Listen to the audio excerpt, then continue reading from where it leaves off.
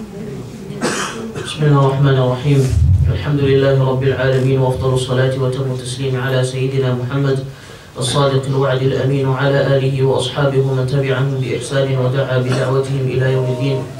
اللهم صل على محمد وعلى آل محمد كما صليت على إبراهيم وعلى آل إبراهيم إنك حميد مجيد. اللهم بارك على محمد وعلى آل محمد كما باركت على إبراهيم وعلى آل إبراهيم إنك حميد مجيد. رب اشرح لي صدري ويسر لي أمري واحلل عقدة من لساني يفقهوا قولي. سبحانك لا علم لنا إلا ما علمتنا إنك أنت العليم الحكيم. اللهم انفعنا بما علمتنا وعلمنا ما ينفعنا وزدنا علما وعملا يا رب العالمين. أما بعد, السلام عليكم ورحمة الله وبركاته. Before we start, inshallah, if you remember a long time ago, we said this is something very important in the halaqah. Who remembers? Why is this important, brothers? Obviously, it's good smell, yeah. It's sunnah.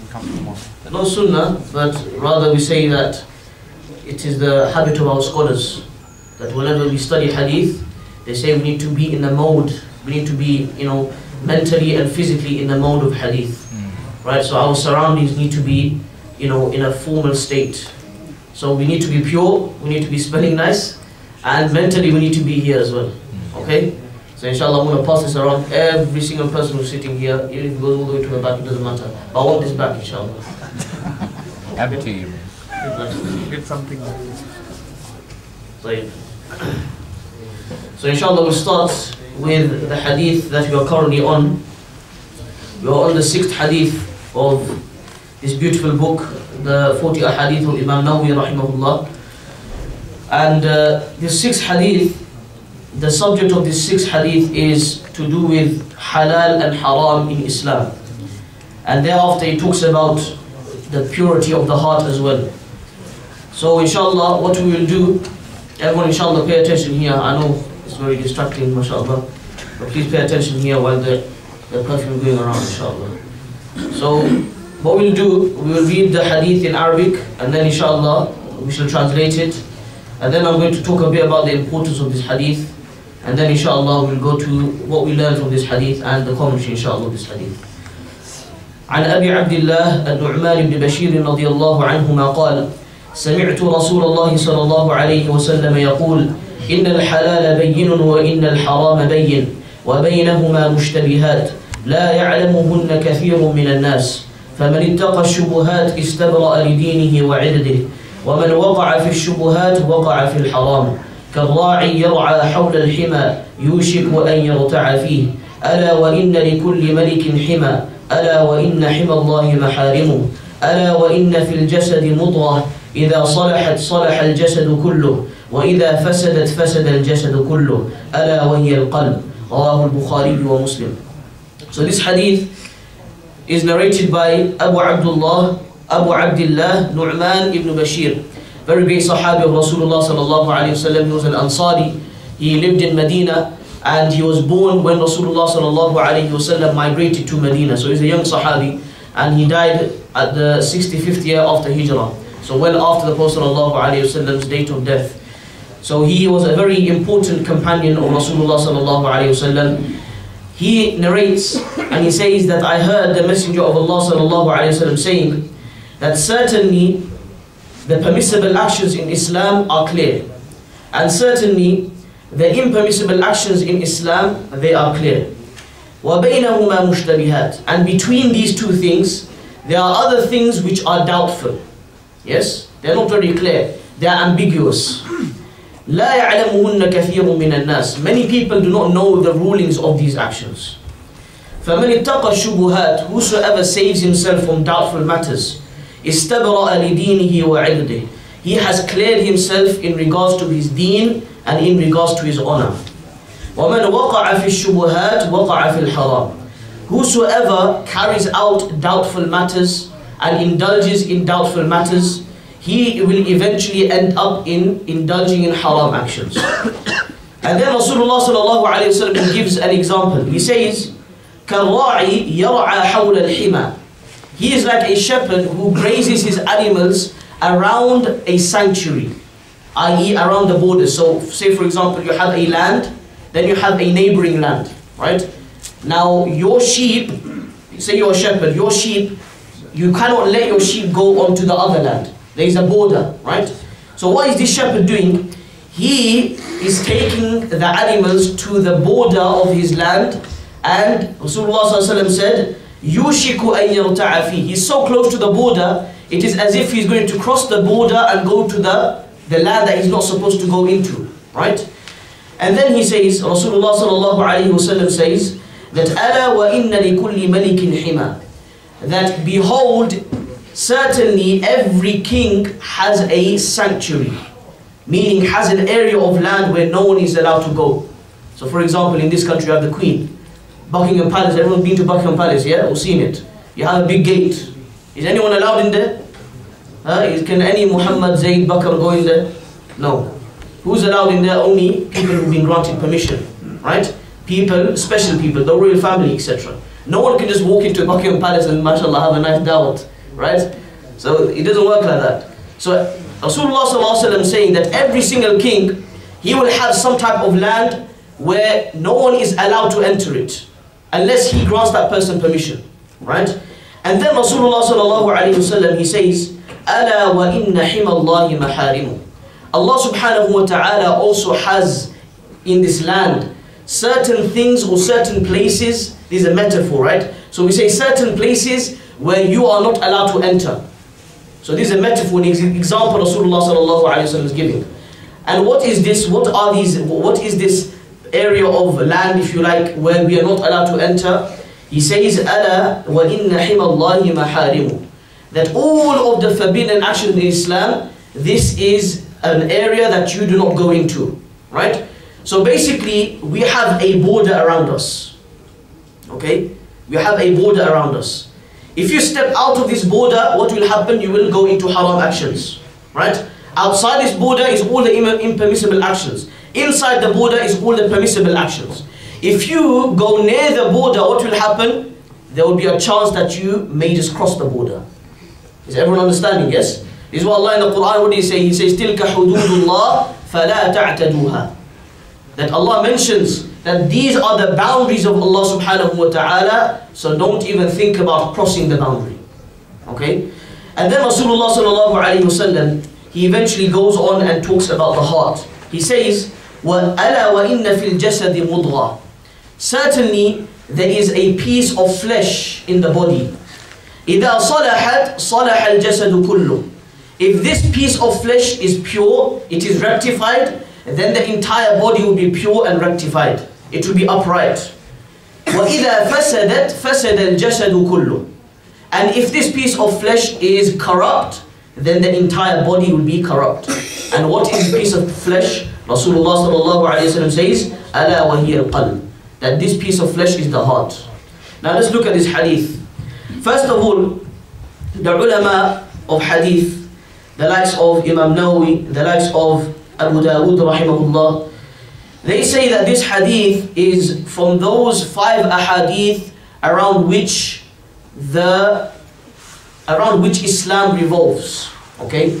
There are certain ahadith which cover so many aspects of Islam.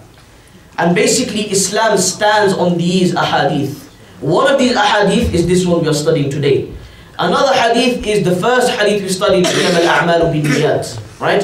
And then we have other hadith, for example, that min husni islam al-mar'i tarkuhu ma la ya'ni, that from the beauty of the person's Islam is that he leaves that which does not concern him. It's also a very, very important hadith.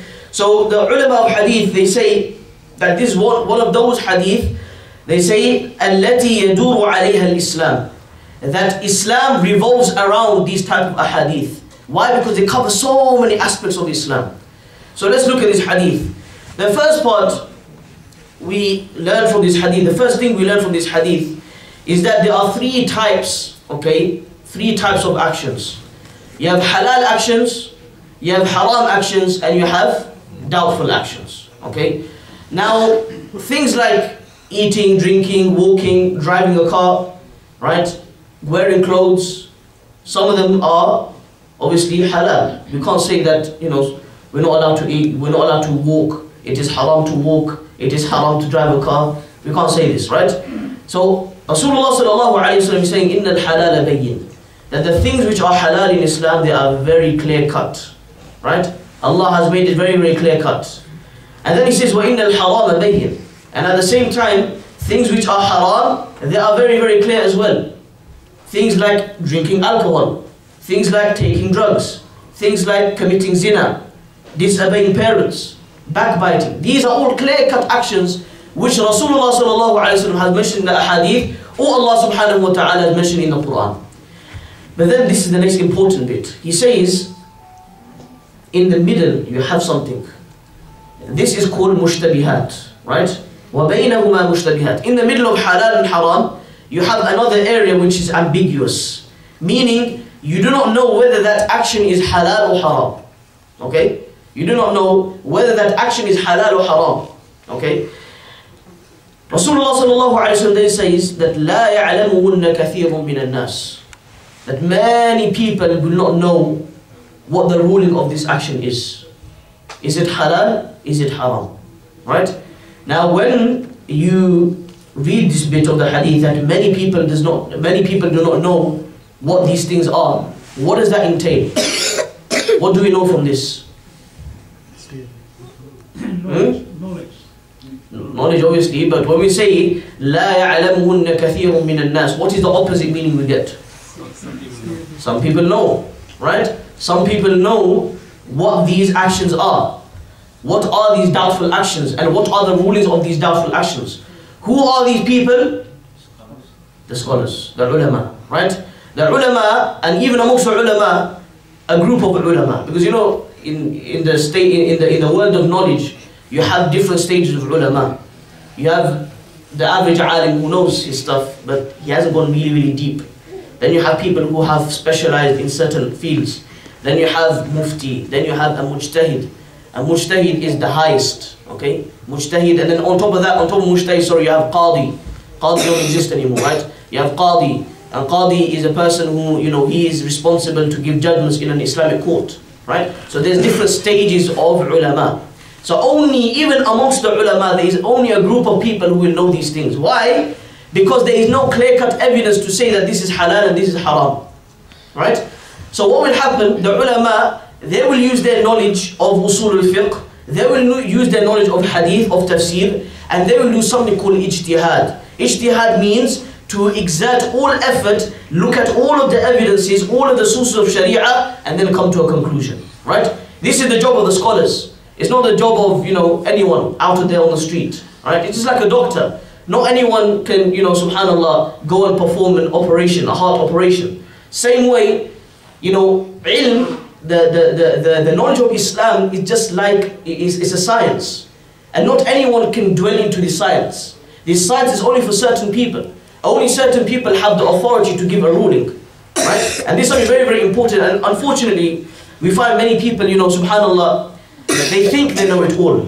Yes, they think they know it all, but they really don't, right? And this is something very, very scary, because if you look at the attitude of our scholars of the past, they used to be very, very hesitant giving a fatwa. Very, very hesitant. Imam Malik rahimahullah, everyone know who Imam Malik was? Who's Imam Malik? Who's Imam Malik, everyone? Yes, he was an imam. Who was he? Where did he live? In Medina, right? And who was he? He is probably one of the highest authorities when it comes to hadith. He came way before Imam al-Bukhari rahimahullah, right? And his chains were so short, you know, that there used to only be 2 or 3 people in the chain, and he used to reach the Messenger of Allah sallallahu alaihi wasallam, right? And he, all his life, he taught in Masjid Nabawi, right? This was Imam Malik rahimahullah, very, very great scholar of hadith, the teacher of Imam Shafi'i, right? So anyway, he says that, it is narrated about him rather, that whenever he used to give a ruling, the students say that we used to notice that he used to sweat. And when we asked him that, you know, oh, our teacher, why do you sweat whenever you give a ruling? He said, I'm scared that I may say something that may not be true. Because you know, brothers, when we say something about Islam, we are speaking on behalf of Allah and His Messenger. It's not a joke, right? And you know, it's funny how, subhanallah, when we go to a doctor, we completely rely on that doctor, and you know, we don't have no authority to say anything. We're not going to say, oh, you know, if the doctor gives you a medicine and say, you know, I don't agree with that. You know, I think I should get this medicine. No. Why? Because you know that doctor knows what he's talking about, right?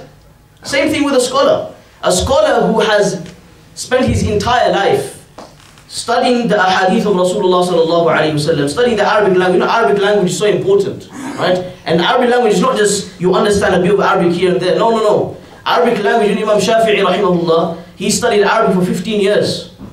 How many years? 15 years. And how did he study Arabic? He went to the desert. He lived in the desert. He left his family, he left his home, he left his hometown, and he went into the middle of nowhere in the desert where they used to speak pure Arabic. And he stayed there for 15 years and he mastered the Arabic language to such an extent that he became what we call hujjah in the Arabic language. Meaning, if he says something, this is the ruling in Arabic, you have to take it as evidence. Right? This is how strong he was in Arabic language. These were the scholars of the past. Right? So anyhow, I was saying that it's very, very important that we leave the job of the scholars to the scholars. Right? And we should know where our limit is. Now, I'm not saying that we don't study hadith and all that. No, no, no. I'm saying that we study hadith, we exert ourselves in seeking knowledge. Because through seeking knowledge, that's when we appreciate the scholars. Yeah? You know, if you speak to people who have studied Islam, who have gone out and they spent time studying Islam, you will see they will all say one thing, right? And this one thing is that the more we studied, the more we realized that we don't know anything. Yeah? The more we studied, the more we realized we don't know anything. Why? Because ilm is something, it is like an ocean, la sahila lahu. It's an ocean which has no coast. Right? The more you go into it, the deeper the ocean gets. This is knowledge. And this is how beautiful Islam is. Right? Anyway, moving on. Rasulullah sallallahu alayhi wa sallam, he says that فَمَنِ اتَّقَى الشُّبُهَاتِ اسْتَبْرَأَ لِدِينِهِ وَعِرْضِهِ, that whosoever stays away from these doubtful matters has saved his deen and has saved his honor. Okay? So now, for example, you know, something comes up and you don't know whether it's halal or haram. What do you do? Okay? Do you indulge in the action and you say, okay, you know, I don't know, but you know, let's just go for it, and we involve in that action? Or what do? We stay back and say, you know, I want to stay on the safe side and I want to be safe. And this is what the Prophet ﷺ is talking about. Yeah? That فَمَنِ اتَّقَى الشُّبُهَاتِ اسْتَبْرَأَ لِدِينِهِ وَعِرْضِهِ, that whosoever stays away from these doubtful actions, he doesn't know whether it is halal, whether it is haram. So what does he do? He stays on the safe side. And what does he do? He stays away from this action. What has he done? He has saved his honor and he has saved his deen. Why his honor? Because someone may point fingers at him. Oh, look at such and such person, he's done this action. Doesn't he know that this is haram? Right? Can you see? So Rasulullah ﷺ is giving us advice that if a person stays away from doubtful action, he has saved his deen and he has saved his honor. Now a discussion comes up that this action that he is involving in, we haven't said it is haram, we haven't said it is halal, we're saying it's doubtful, right? We don't know. So the ulama, they say that what are the rulings of these actions? Are they halal, are they haram, or are they, or do we say we just stay silent? There are three opinions. The first opinion is that these doubtful actions, the ruling is that they are haram. Why are they haram? Because Rasulullah sallallahu alayhi wa sallam, what did he say? He said, إِسْتَبْرَأَ لِدِينِهِ وَعِرْضِهِ, that a person who stays away from this, he has saved his deen. What has he done? He has saved his deen. What does that mean? That means if he did involve in the action, he didn't save his deen, i.e. that is haram. Right? That's the first group of scholars. The second group of scholars, they say that no, the action is actually halal, but it's better to stay away from it. Right? Why do they say that? Because the example they give. They say, the example Rasulullah sallallahu alayhi wa sallam gave of the shepherd, that he grazes his animals around the borders, but he doesn't go into the border, he's still in the border, right? So when, so you see the thinking of the scholars, brothers, yeah? When you are, you know, going about your life, we say that there is a border around you, there is a boundary around you. And what did we say? We say if you cross that boundary, then you are involving in haram actions. As long as you don't cross that boundary, are you involving in haram actions? No, you're involving in halal actions. Right? So the second group of scholars, they come from this perspective. And what do they say? They say, yes, it is halal to do this doubtful action, but it is better to stay away from it. Why? Because of the next week of the hadith. The Prophet ﷺ, he says, وَمَنْ وَقَعَ فِي الشُّبُهَاتِ وَقَعَ فِي الْحَرَامِ, that whosoever, some people misunderstand this hadith, They say that, you know, the doubtful matters, they're clear-cut haram. No, we can't, you know, even those group of scholars who say that it is haram, they don't use this part of the hadith. Because this part of the hadith, what does it mean? Imam Nawawi rahimahullah, he says that the meaning of this part of the hadith where the Prophet ﷺ said, whosoever carries out doubtful actions has carried out haram actions, right? This is the literal meaning of the hadith. But Imam Nawawi rahimahullah, he says that there is two interpretations for this part of the hadith. He says that the first interpretation is that there is a probability that that doubtful action may be haram. That's what the Prophet ﷺ is saying. That when he says waqa'a fil haram, he is saying that there is a chance that that doubtful action might be haram. Because we don't know, isn't it? So there is a chance. And the second opinion, or the second interpretation rather, is that the action is not haram, but if he carries on, you know, hovering around the border, what will happen? He will fall and cross into the border. Right? Can you see? Just like that shepherd. You know, the sheep will be grazing around the fence, and what will happen? They will all charge and break down the fence and go into the other land. Can you see? That's what happens when you're too close to the boundary. And this is the meaning of whosoever falls into doubtful actions will eventually fall into haram. This is how we translated it. Will eventually fall into haram. Why? Because when he had this attitude, oh, it's halal, it's okay. You know, we have this attitude, some people, that, you know, we say, oh, it's okay, it's halal. It's halal, we'll do it. It's permissible. But see, the Prophet ﷺ is saying that just because it is permissible, does it mean we have to do it? Does it mean we have to do it? No. It is permissible, yes. But if we have this lax attitude, now yeah, you know, it's cool, it's alright. What will happen? Eventually, slowly, shaitan will use this attitude in the wrong way.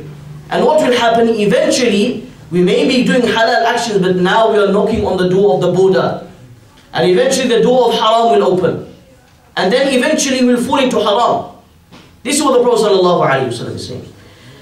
So then he uses this example, and then inshallah we'll go to the next part of the hadith, right at the end, where he talks about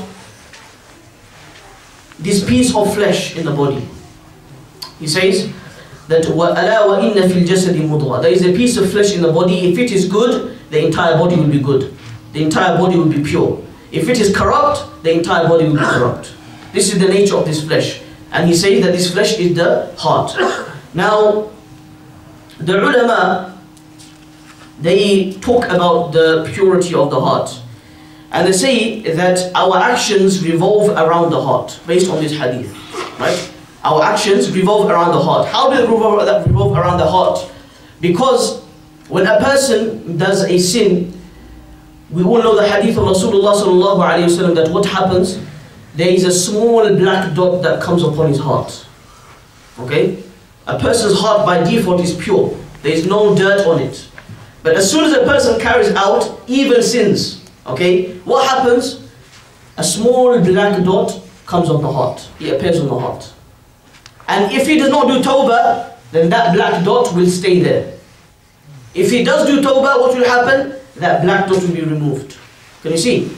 And then the hadith goes on to say that the Prophet ﷺ said that as long as he keeps doing sin, there will be another black dot, a third black dot, a fourth black dot, a fifth black dot.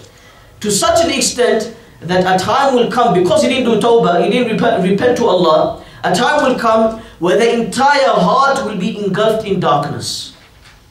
And when this happens, this is when we will see that we don't want to come to the masjid.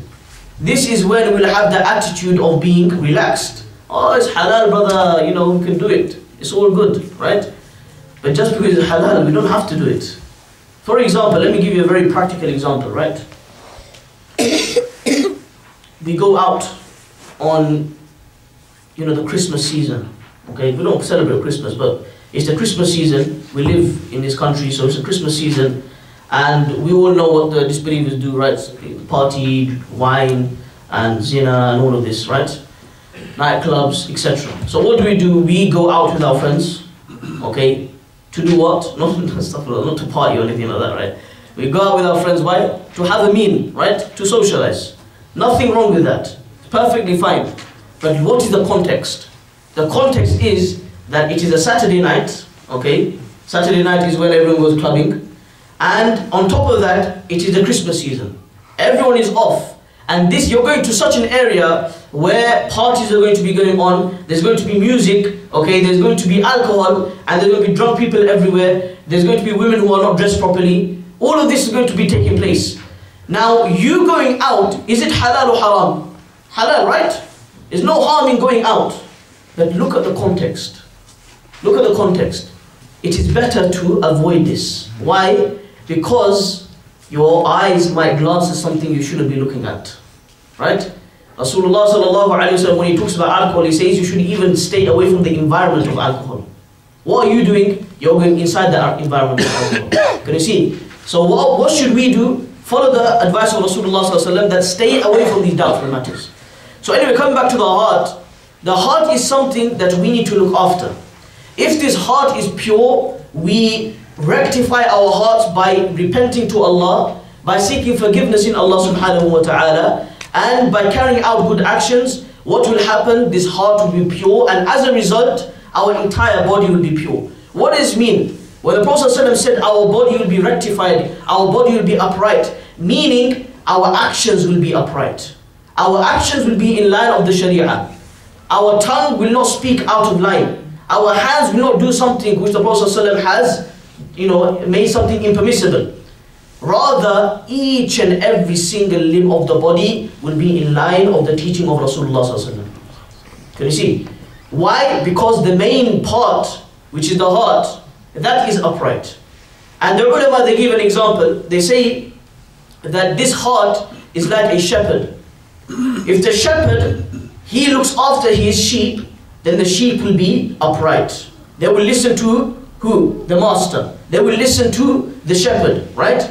But if the shepherd, he doesn't care about his sheep, and he lets them do whatever they want, what will happen? The sheep, they will become corrupt. They will destroy other people's lands. They will eat from other people's lands. Can you see? Why? Because the Malik, the master, the owner of the sheep, he is not upright. Same with the heart. If the heart, because the heart is like the Sayyid of the Jasad. He is the leader. The heart is the leader of the entire body. If the heart is good, all our actions will be good as well. But now, if we do not care about our salah, if we do not care about reciting Quran on a daily basis, if we don't care about our adhkar, what will happen? Our heart will become corrupt, and as a result, our limbs will be corrupt as well. And when our limbs are corrupt, we will use this tongue to backbite people. We will use this tongue to lie. We will use this tongue to hurt other people's feelings. We will use these hands in haram, these eyes in haram, this mind in haram. And what will happen? Our entire deen will be destroyed. Okay? So this is why Allah in the Quran, He says that يَوْمَ لَا يَنْفَعُ مَالٌ وَلَا بَنُونَ إِلَّا مَنْ أَتَى اللَّهَ بِقَلْبٍ سَلِيمٍ. That the day of judgment is such a day that a person's wealth will not benefit him, and a person's children will not benefit him. So much money you have in this world, is it going to benefit you on the day of Qiyamah? No. So many children who are always here serving you, and they are a source of pride for you. Will they help you in the hereafter? No. What is going to help you in the hereafter? Allah says, مَنْ أَتَى اللَّهَ بِقَلْبٍ سَلِيمٍ. Whosoever comes to Allah subhanahu wa ta'ala and he faces Allah with a pure and a serene heart. A pure heart. A heart which has tranquility in it. And what type of a heart is this? A person who has trained his heart in only doing good deeds. And when he does haram actions, what does he do? Immediately he does tawbah. This is another very important bit. He does haram actions, but what is his attitude? He hates these haram actions. And what does he do? Immediately he does tawbah. He has regret. Right? And because of this, what does he do? He saves his deen. Okay? So this is why the Prophet ﷺ has talked about the heart being the source of all of our actions. Now the question comes that why did the Prophet ﷺ mention, why did he start talking about the qalb in this hadith? Right? He is saying, it's an indirect meaning that you get from this hadith, you think very deeply. He is actually saying that, look, if you have something wrong in your heart, that is when you are going to be indulging in doubtful actions. Can you see? Right? That's the whole reason why he mentioned this whole thing about the heart. If the heart is corrupt, everything else will be corrupt. Why is he mentioning this? Because if the heart is corrupt, that is when a person will start doing, he'll start being very, very relaxed when it comes to doubtful actions. And eventually he'll fall into haram. Can you see? This is why he mentioned that.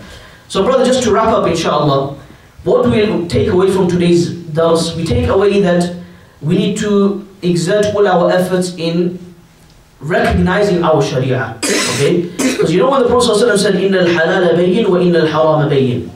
If we do not know what is halal and what is haram, then we will not be able to live our lives as Muslims.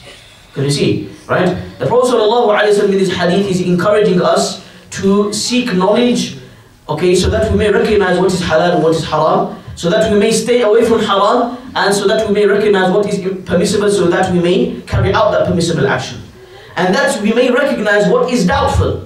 Okay? And why is that thing doubtful? Because either the scholars have differed with regards to the issue, or there is no clear-cut evidence in the Quran or Hadith.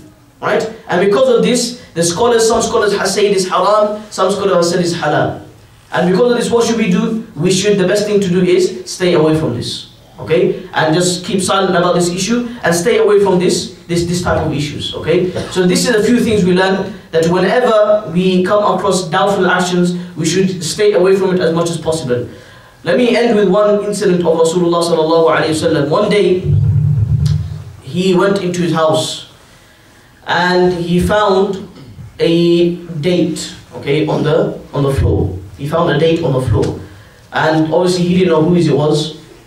So he picked it up and he was about to eat it. Prophet ﷺ, he picked it up and he was about to eat it. And then as soon as he put it in his mouth, he remembered that maybe this date is from sadaqah. Maybe it is from sadaqah. Because why sadaqah? You're probably thinking, what's dates got to do with sadaqah, right?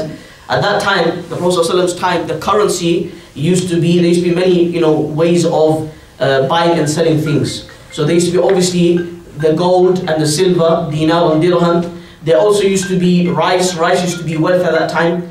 And dates used to be wealth at that time. Wheat and flour used to be wealth at that time. So people used to trade, and you know how we give £10 to buy something? They used to give like a bag of rice. Right? Why? Because that used to be considered wealth at that time. Okay? So he thought that this date, someone has donated the value of this date or this date to sadaqah. And because of this, he said, I'm going to stay away from it. Why? Because this is a doubtful action. Can you see? It's a doubtful action. Yes, it may be halal for me to consume it, but I'd rather stay away from it. Right? Stay on the safe side. So inshallah, this is the attitude we should have. But then we need to know the limits as well. Okay? Because people go on another level that, I'm not going to come out of my house and I'm not going to do anything. Right? So we need to know where the limits are as well, and everyone should judge his own self, okay? He should do his own muhasabah, take himself into account and see, because shaitan sometimes, he's very clever. What will he do? He will use his attitude in the wrong way. And he will say that, he'll start putting a lot of doubts in our minds. And a common doubt is, you just perform wudu and all of a sudden you think that, did I wash this pot? Okay, you perform your wudu and you said that, did I wash my elbows properly? Okay, or you did a wudu and you say that, did I leave a part of my face dry? Okay, is my wudu complete? Is it not complete? Okay, this is what we call OCD. Okay, OCD is an illness, right? And the fuqaha have addressed these issues in the books of fiqh. Okay, so we need to know where the limits are. Okay, so it's very, very important that, for example, in this issue, is a very common issue, that if you find yourself that you don't know whether you have wudu or not, okay? You don't know whether you have wudu, or you just perform wudu and then you start having doubts. Yeah? All of the ulama, they say that they mention a principle, that al-yaqeen la yazulu bi-shak. Al-yaqeen la yazulu bi-shak. That something which is certain, i.e. you perform wudu, is certain. You know that you perform wudu, right? And what is the shak, what is the doubt that you're getting in your heart? That I might not have washed this part, right? So they say that certainty cannot be removed by doubt. This is a principle in Islam. Okay, this is one of the major principles in Islam. Certainty cannot be removed by doubt. So inshallah, brothers, let's wrap it up here. We should all take away from this hadith that we should all try and put effort behind our heart, Okay, always try to rectify our hearts. And the ulama, they mention a few ways a person can rectify their heart. And they say that the first thing they can do is they stay away from having enmity towards other people. Okay, they mention 5 things. Yeah? The first thing is that you stay away from what we say ghil. Okay, ghil means hatred and having enmity towards another person. Okay, this is the first thing. Jealousy as well. Jealousy, you stay away from jealousy. The second thing they mention is that you stay away from greed. You stay away from stinginess, right? You stay away from arrogance. All of these things, you stay away from all of these things. And you also stay away from having arrogance in your deen as well. I.e., when you perform salah, you perform it for other people, okay? So they mention all of these things. And they say the way a person can strengthen the heart is by reciting the Quran in abundance. And they say along with reciting the Quran, they should also contemplate over the meanings of the Quran. This is something we miss out. We all recite the Quran, but no one contemplates over the meanings of the Quran. Okay? The second thing you do, they say that you should keep the belly empty sometimes. Right? Keep the belly empty sometimes. And the scholars talk a lot, in detail about this. That a person who, the sunnah of Rasulullah sallallahu alaihi wasallam used to be that he used to eat a small portion, and he used to leave his stomach 1/3 for water and 1/3 for air. This used to be the habit of Rasulullah sallallahu alaihi wasallam. He used to eat 1/3 until only 1/3 of his stomach, was full. And the ulama, they mention, how do you know 1/3 of your stomach is full? You don't have no ruler there, right? That you can measure when 1/3 of your stomach is full. They say that as soon as you think to yourself, when we're eating, we all think to ourselves, shall I take some more or shall I leave some? Shall I take some more? Is this enough? We have 1 plate of rice, for example, and after that 1 plate of rice, we think to ourselves, shall I take another plate? The ulama, they say that this is when you know that 1/3 of your stomach is full. Okay? When you get this thought, this is when you stop eating. Okay? We're not saying it is haram, but rather we are saying that a lot of eating, what does it do? It makes us lazy. Okay? And subhanAllah, we as a Muslim community very lazy. We have to admit that, right? We're very lazy, especially when it comes to timings, right? Everyone comes last minute to salah, right? So we're all very, very lazy, unfortunately. Why is it that we're lazy? One of the factors is the diet that we have, right? We need to eat well. We need to eat, in proportion. Subhanallah, the youngsters these days, right? I see people, where I study, there's a secondary school next door, and I see the kids there every single day, they're having fried chicken. Every single day. After school, what do? Straight away they go have some chicken and chips. Every single day, subhanallah. And I'm thinking they're destroying their minds. Right? Because these types of food, Allah says in the Quran, Ya ayyuhan nas, kulu mimma fil ardi halalan tayyiba. Right? Allah says, eat that which is permissible, halal, and pure as well. We all take the first thing, we never take the second one. Yeah? We say, okay, it's halal, that's it. No, Allah says tayyib as well. Yes, halal and tayyiba. It has to be good for your health, right? So it's something very, very important. So we need to eat in proportion as well. Along with this, so qira'ah of the Quran, and we said less eating. Another thing we need to do is we need to engage in dhikr often. Okay? And this is something we all need to bring into our lives, something called a ma'mul. Ma'mul means a habit that you have every single day, that I want to recite this much adhkar every single day, I want to recite this much Quran every single day. We should have targets in place, right? We should be a bit practical, because we all live very busy lives. We all work and we have families, and if we do not plan anything, then what will happen? We'll be all over the place. Our salah will be all over the place. Quran will be every now and then. So what do? We should make targets, okay? That at the end of the day, before I go to sleep, I'm going to fulfill the sunnah. And what is the sunnah? The sunnah is that, the famous hadith that whosoever recites Surah Al-Mulk and Surah Al-Sajdah, he'll be safe from the punishments of the grave. Authentic hadith, right? So why don't we fulfill this? Okay? And that way we will fulfill this action of reciting the Quran daily. Okay? So adhkar meaning, we recite things like Subhanallah, Alhamdulillah, Allahu Akbar, La ilaha illallah, wa la hawla wa la quwwata illa billah. Okay? There's so many ahadith in, Sahih Muslim, in Sahih al-Bukhari, and all all of the other books of hadith, countless ahadith talking about these 4 kalimat. Subhanallah, walhamdulillah, wallahu akbar, wa la ilaha illallah. There's so much virtue. If you look in the books of hadith, so much virtue has been mentioned with regards to these 4 kalimat, these 4 statements. And a person should often recite them. There's no set limit, but obviously we like to, have a destination, right? So we should put a set limit. And if you don't want to put a set limit, you don't have to put a set limit. You can say, I'm going to recite this 100 times, I'm going to recite this 150 times, or we can say, I'm just going to recite this as long as I can. That's the best a person can do, right? Because when the hadith talk about the virtue of saying these statements, the virtue doesn't mention their number, right? But if you want to specify a number for your own, for the sake of practicality, it's fine, right? But the best thing to do is don't set yourself a number, okay? Because when you set yourself a number, that's when you're rushing to the end. You're rushing to the end. If you don't have an end, then your mind is relaxed and you're just going to be continuing. You're going to continue reading your adhkar, okay? Another thing we need to do is we need to make dua. We need to make dua. Dua is something which unfortunately, especially brothers, especially when we come for salah, after fard salah, there is a hadith in Jami' al-Tirmidhi, where Rasulullah sallallahu alayhi wa sallam, he says that الدعاء بعد الصلوات المكتوبة مقبول. Okay, to the nearest effect. That dua after the fard salah, it is accepted by Allah subhanahu wa ta'ala. We should make dua all the time, right? Not just after the fard salah, but every time we come across a difficulty in our life, right? The Prophet sallallahu alayhi wa sallam, he said, "Ad-du'a silahul mu'min." That dua is the weapon of a believer.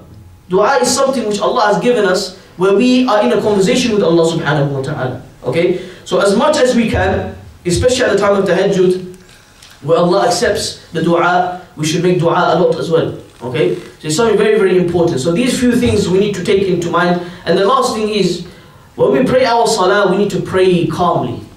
Right? Something very, very important. Just recently I traveled to India. And one thing I noticed in the masajid there is that everyone comes early for salah.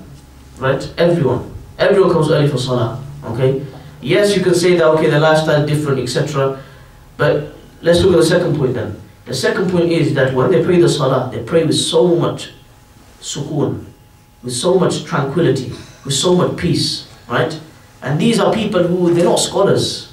They're average people like me and you, right? But they come every single salah they're there, right? Every single salah. And when I saw this, I was shocked. I was amazed. And I compared to, the masajid here and the masajid over there. The masjid here, subhanAllah, we see people come to the masjid, they're rushing, they just about did their wudu. God knows if they washed their, limbs properly or not. They came, they ran into the masjid, the wall, disturbed the entire jama'ah. They said Allahu Akbar, they're huffing and puffing. Okay, and then Assalamu alaikum wa rahmatullah, Assalamu alaikum wa rahmatullah, and straight away they run out. Is this the type of salah we're going to have? Right? We pray salah, but do we know whether it is accepted by Allah or not? Okay? So this is something we need to learn, okay, that I learned myself, subhanAllah, I learned myself that, when I went over there, when I saw the community over there, and this is why it's so important that we travel, okay? When we travel, our minds are open. We see different communities, we see the habits of different communities. So when I saw them, their habit was that they prayed the salah very, very, calmly, very slowly, right? With so much khushu', so much concentration. And one thing I noticed, subhanAllah, because I'm so used to coming, to the masajid here and in London, right? And the habit is that as soon as salah finish, everyone gets up and goes, right?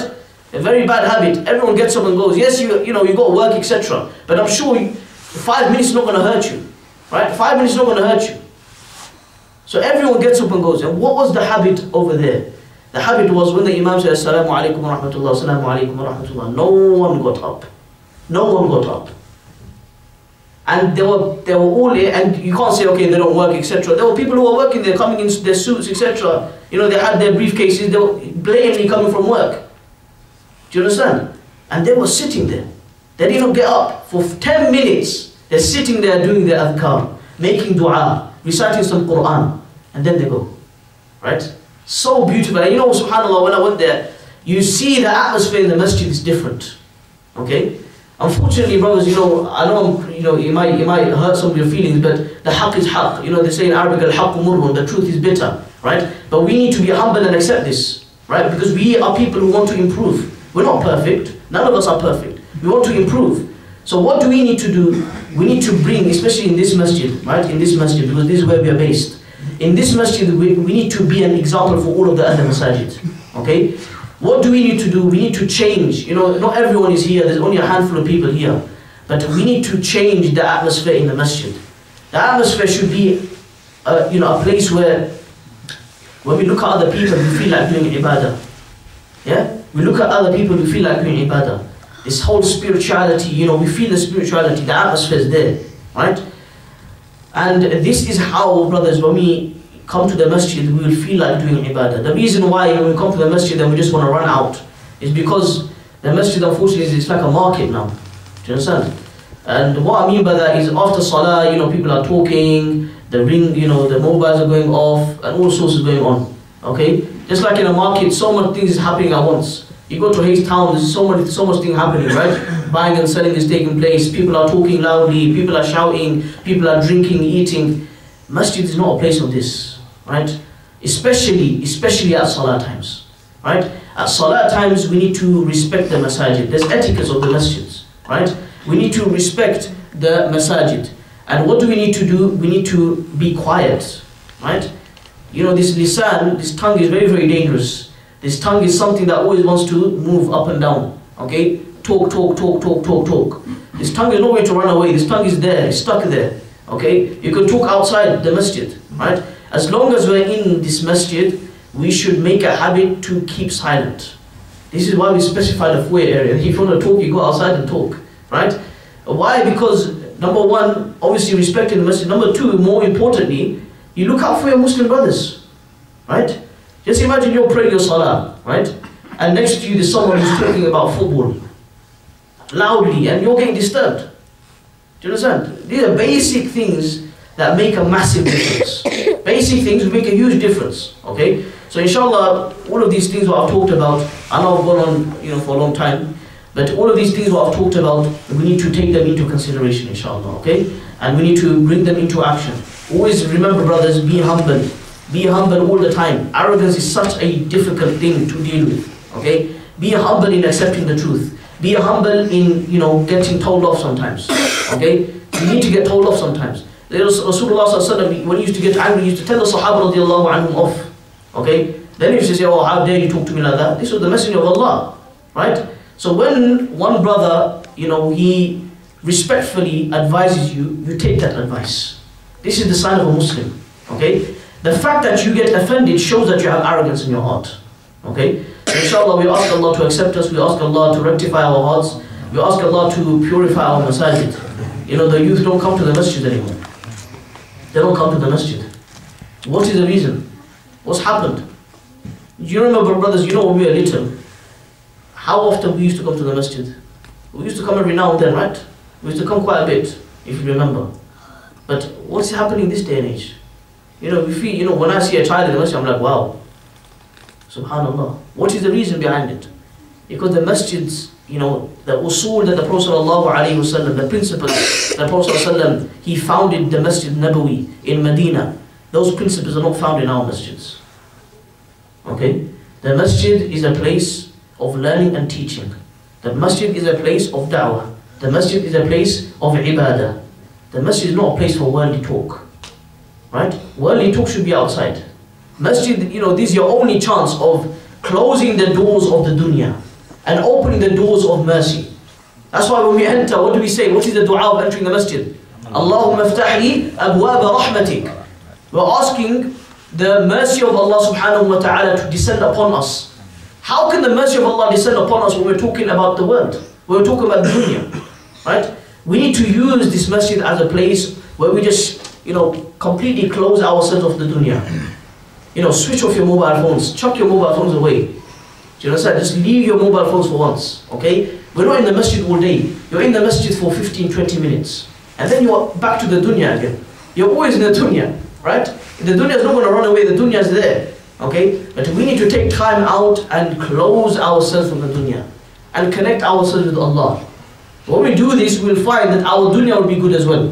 What we do, our work, our job, it will have barakah in it as well, alright? If you have a job and you're not praying your salah, and the only argument you have is because, my work doesn't allow me, is that the argument you're going to present to Allah? My work didn't allow me. Ask my manager.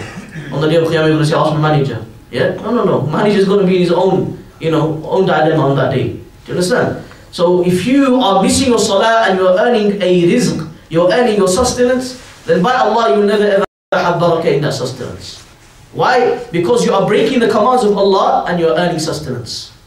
But rather, if you pray your salah and you earn your sustenance, then that sustenance that you earn will have barakah in it. Okay? So inshallah, I'll end it here. We ask Allah subhanahu wa ta'ala to grant us all the ability to act upon whatever we have said. And we ask Allah subhanahu wa ta'ala to forgive all our sins. Wa akhiru da'wan alhamdulillahi rabbil alameen.